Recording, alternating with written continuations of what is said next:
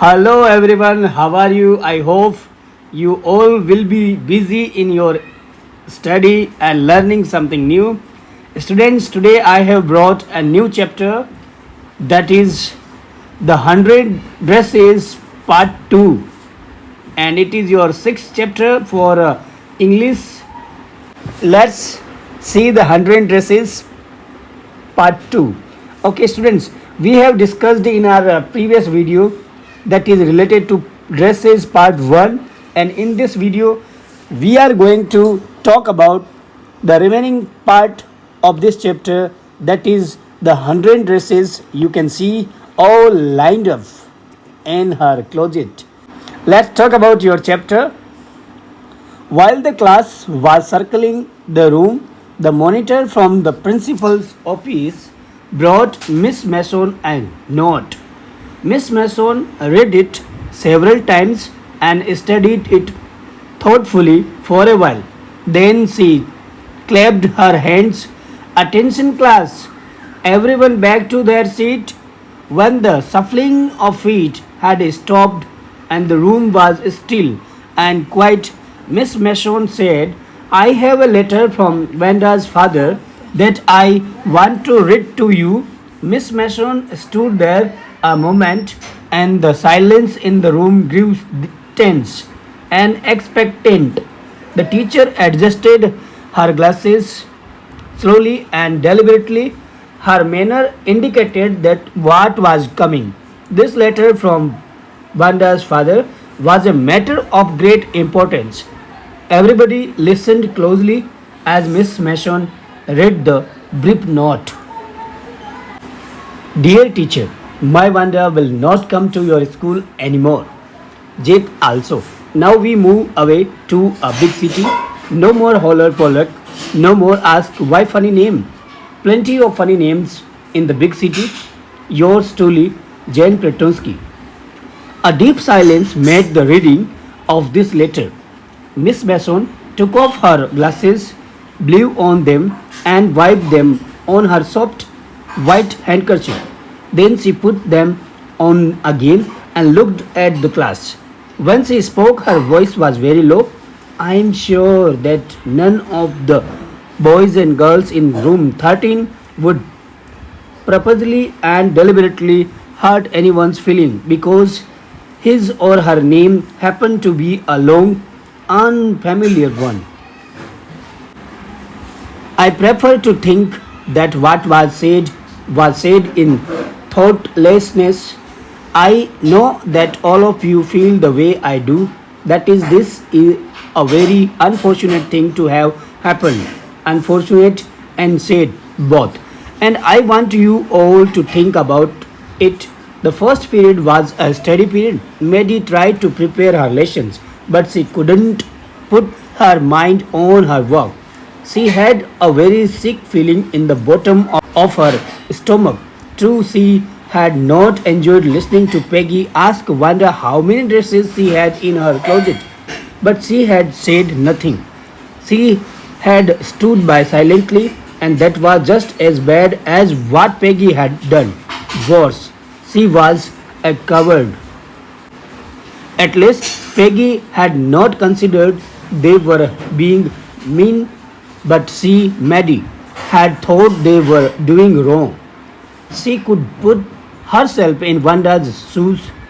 Goodness, wasn't there anything she could do?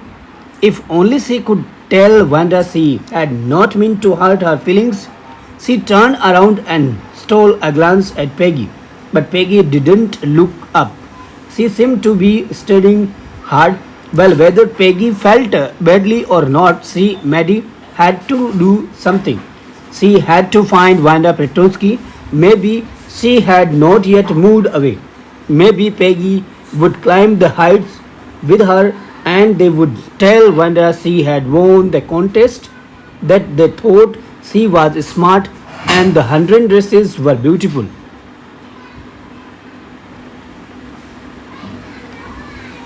When school was dismissed in the afternoon, Peggy said with pretended casualness, hey, let's go and see if that kid has left town or not. So Peggy had the same idea. Maddie glowed. Peg was really all right. The two girls hurried out of the building off the street toward Bozin Heights, the part of town that wore such a forbidding air on this kind of a November afternoon, drizzly, damp, and dismal. Well, at least, said Peggy gruffly, I never did call her a foreigner or make fun of her name. I never thought she had the sense to know we were making fun of her anyway. I thought she was too dumb and gee, look how she can draw.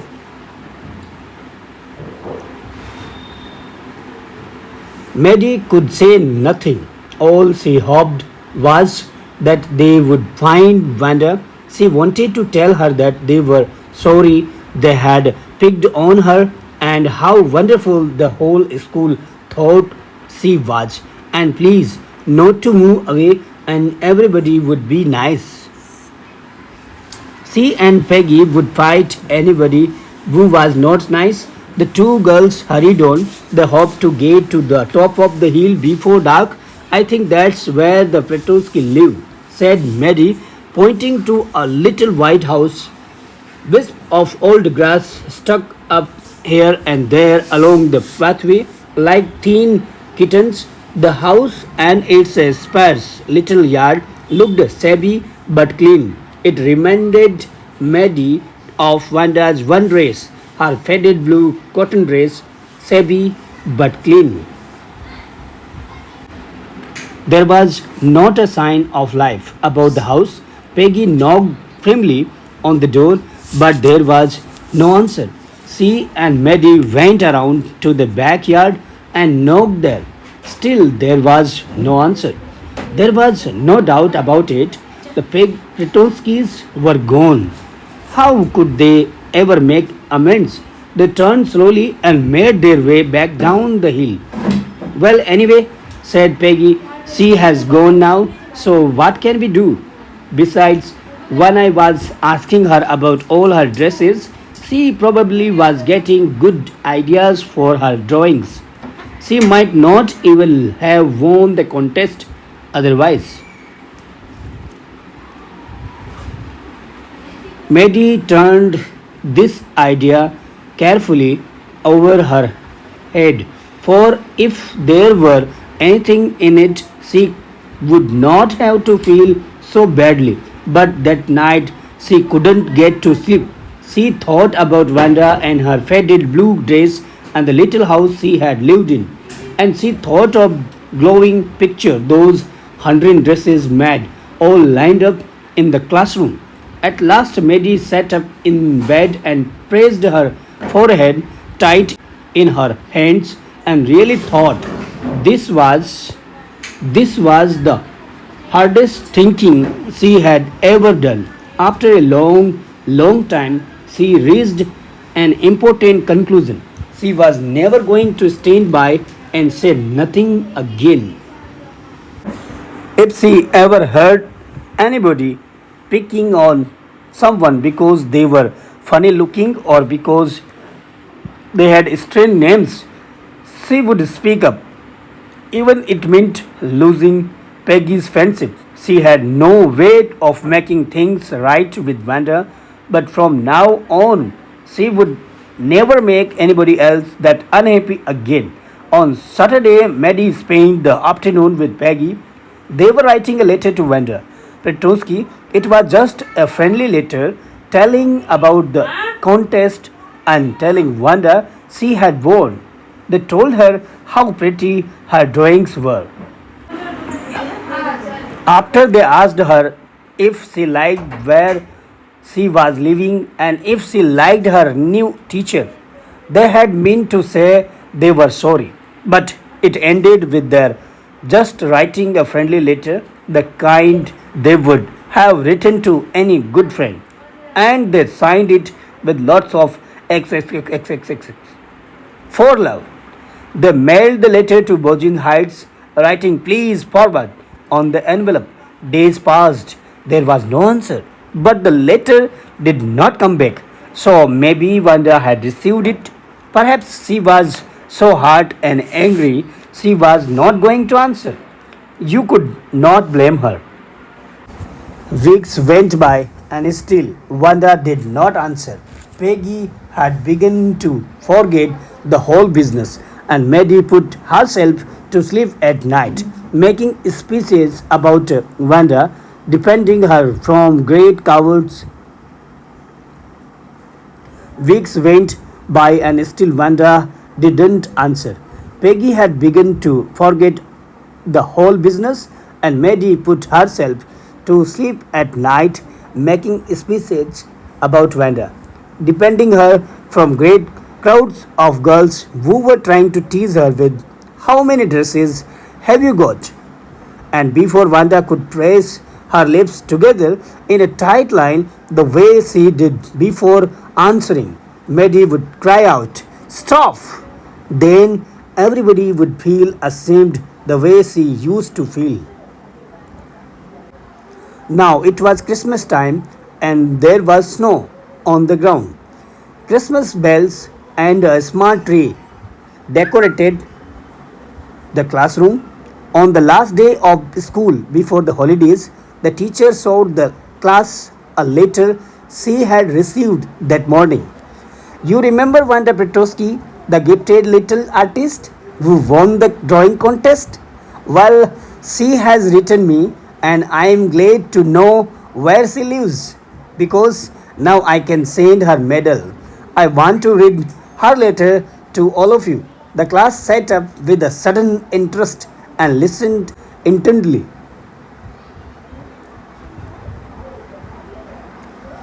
Dear Miss Mason, how are you? And room 13. Please tell the girls they can keep those 100 dresses because in my new house I have 100 new ones all lined up in my closet. I would like that girl Peggy to have the drawing of the green dress with red trimming and her friend Maddie to have the blue one.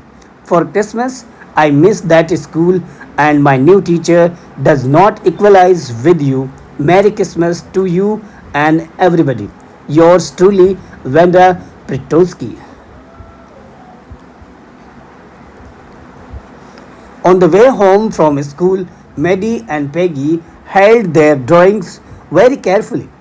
All the houses had wreath and holly in the windows. Outside the grocery store, hundreds of Christmas trees were staked, and in the window, candy peppermint sticks and cornucopias of shiny transparent paper were strung. The air smelled like Christmas and light shining everywhere reflected different colors on the snow. Boy, said Peggy, this shows she really likes us. It shows she got our letter, and this is her way of saying that everything is all right. And that's that. I hope so, said Maddie sadly. She felt sad because she knew she would never see the little tight lipped police girl again and couldn't ever really make things right between them. She went home and she pinned her drawing over a torn place in the pink flowered wallpaper in the bedroom. The shabby room came alive from the brilliancy of the colors. Maddie sat down on her bed and looked at drawing. She had stood by and said nothing, but Wanda had been nice to her anyway. Tears blurred her eyes and she gazed for a long time at the picture. Then hastily she rubbed her eyes and studied it intently. The colors in the dress were so vivid that she had scarcely noticed the face and head of the drawing, but it looked like her. Maybe it really looked like her own mouth. Why it really looked like her own self? Wanda had really drawn this for her. Exactly. She ran over to Peggy's. Peg, she said, let me see your picture. What's the matter? Asked Peggy.